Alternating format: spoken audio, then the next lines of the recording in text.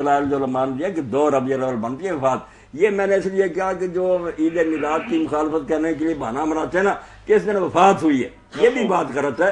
وفات بھی ثابت نہیں، ولادت بھی ثابت نہیں. ولادت البتہ اس میں رکاوٹ نہیں، اگر وہ 12 کو بھی ہو جائے.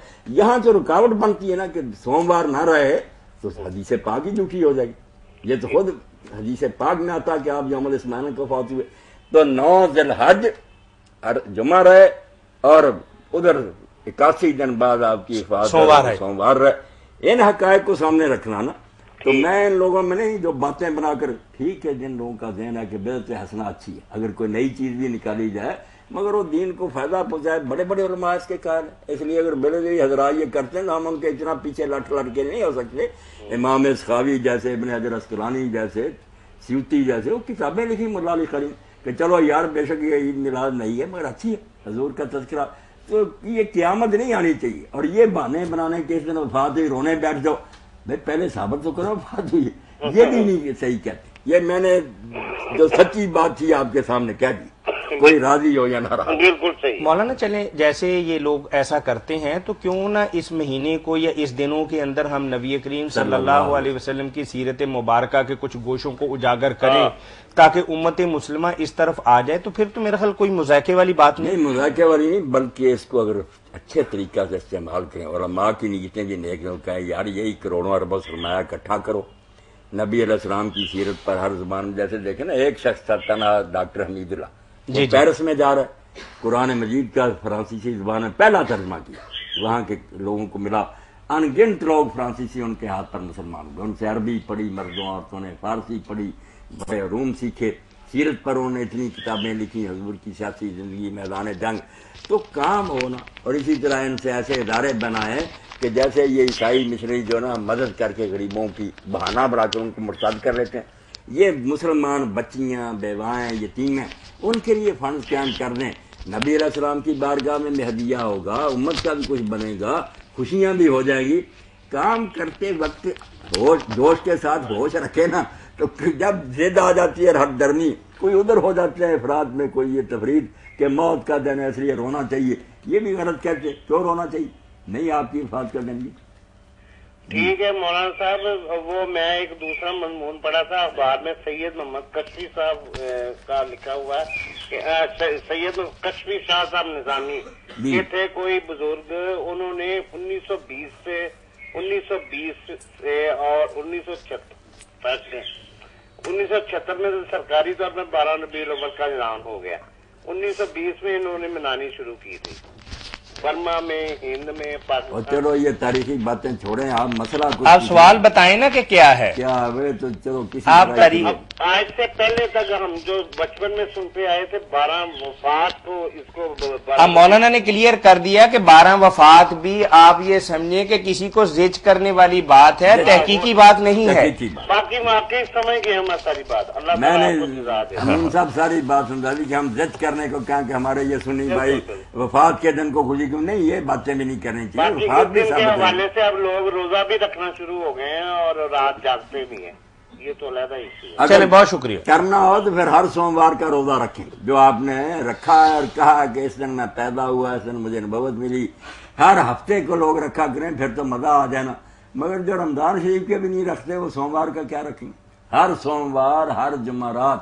یہ صحیح مسلم کی حدیث ہے کہ آپ روزہ رکھتے تھے، فرماتے تھے جمعرات کو ہفتہ بھر کے اعمال وین کی رپورٹ اللہ کی بارگاہ میں پیش ہوتی ہے. میں چاہتا ہوں کہ میرا جائے اعمال نامہ تو میں روزے داروں میں لکھا ہوں، روزے سے افضل عمل کوئی. اور سوموار کا کہا میں اس دن پیدا ہوا، اس دن مجھے اللہ نے نبوت عطا فرمائی. اور حیرانی کی بات ہے کہ سوموار اتنا اعلیٰ دن ہے کہ مدینہ منورہ میں بھی جب حضور تشریف فرما ہوئے ہجرت، وہ بھی دن سوموار کا تھا. اور جب اس دنیا سے آپ عالم بالا کی طرف تشریف لے گئے وہ بھی سوموار. یوم الاثنین تو بڑی بات. تو ہر ہفتے کیا کریں آپ کی پیدائش کی وجہ سے جو سنت ہے آپ کی، بہت اعلیٰ بات. جی ٹھیک، جزاکم اللہ خیر.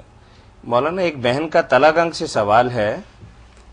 وہ فرماتی ہیں کہ میرا اپنا بیٹا جو دودھ پیتا ہے بعض اوقات کپڑوں پر پیشاب کر دیتا ہے جس سے میرے کپڑوں کے ساتھ ساتھ میرا جسم بھی گیلا ہو جاتا ہے. تو میں صرف کپڑوں پر ہی چھینٹے ماروں یا جو جسم کا گیلا حصہ ہے اسے مجھے دھونا بھی پڑے گا؟ طہارت کا صحیح اسلامی طریقہ کیا ہے؟ میری وضاحت فرما دیں. اس بارے میں کچھ نیک لوگوں کا تو خیال ہے کہ چھوٹا بچہ ہو یا بڑا پیشاب سب کا ناپاک ہی ہے، بچی ہو یا بچہ سب کو اسی طرح پاک کرنا پڑے گا، جیسے بڑے کا کپڑے بھی دھونے پڑیں گے، بدن بھی۔ کچھ لوگ کہتے ہیں نہیں، حدیث پاک میں بچی اور بچے کے درمیان فرق کیا گیا کہ بچی کا پیشاب ہو تو دھونا ہوگا، بچے کا ہو تو صرف چھینٹے مار رہے، مگر یہ بھی کپڑے کا کہتے ہیں، بدن تو یہ بھی کہتے ہیں کہ دھونا پڑے گا۔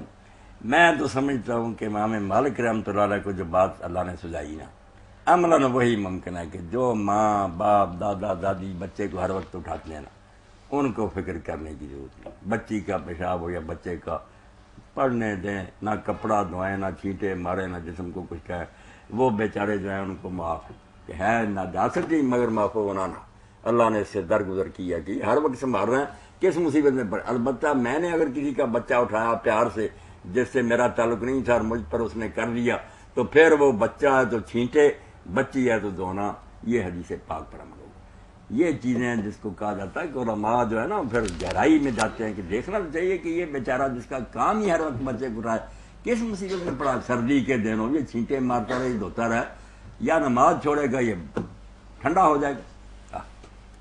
نہیں وہ جسم گیلا بھی ہو جائے تو پھر کوئی بات نہیں، کوئی بات نہیں، ٹھیک ہے۔ کوئی نیا آدمی اٹھائے تو وہ یہ خیال کرے، وہ دھوتا پھرے، ماں باپ کی کوئی بات۔ مولانا پچھلے اتوار ایک چھوٹا سا سوال ہم نے پڑھا ضرور تھا لیکن وہ رہ گیا تھا درمیان میں، تو بھائی کا سوال یہ، کیا مقیم مسافر کے پیچھے مقتدی مسافر اگر آخری 2 رکعتوں میں شامل ہوا ہو تو صرف 2 رکعت کی ادائیگی کے بعد امام کے ساتھ سلام پھیر کر نماز ختم کر سکتا ہے؟ ایسے لوگ بھی طاہر میاں اسی دنیا پر ہیں، عالم ہیں بڑے بڑے، جو کہتے ہیں کہ مسافر کی نماز جب ہے ہی 2 رکعت تو وہ بے شک شروع سے بھی اگر شامل ہونا تو جب درمیان میں تشہد پر بیٹھیں تو وہ جماعت کو آگے جانے دے، یہ اپنا درود شریف دعا پڑھ کے سلام پہ۔ جی السلام علیکم۔ وعلیکم السلام، بیٹھے ہیں جی مولانا؟ جی الحمدللہ بیٹھے پہلے بات مکمل ہونے دیا جی، کریں، درمیان میں کر بول لیں۔ جی فرمائیے بھائی۔ مولانا میں نے پوچھنا تھا کہ یہ کہتے ہیں کہ طلاق جب ہو جائے کسی عورت کو تو اس کے بعد عورت کے لیے ولی کی جو شرط ہے وہ ختم ہو جاتی ہے، یہ مولانا بات صحیح ہے؟ ختم ہونے کا تو نہیں ذکر کہیں آیا، یہ آیا کہ جو شوہر دیدہ عورت ہے نا، جس کا ایک مرتبہ نکاح ہو گیا، فوت ہو گیا یا طلاق دی، وہ اپنے ولی سے اپنی زیادہ حقدار ہے، زیادہ حقدار ہے۔ اگر جھگڑا ہو جائے تو ولی کی بات نہیں چلے، جو باقرہ اور کنواریاں ان پر زیادہ ولی کا اختیار، وہ من مانی نہ کریں، ولی کو اہمیت دیں،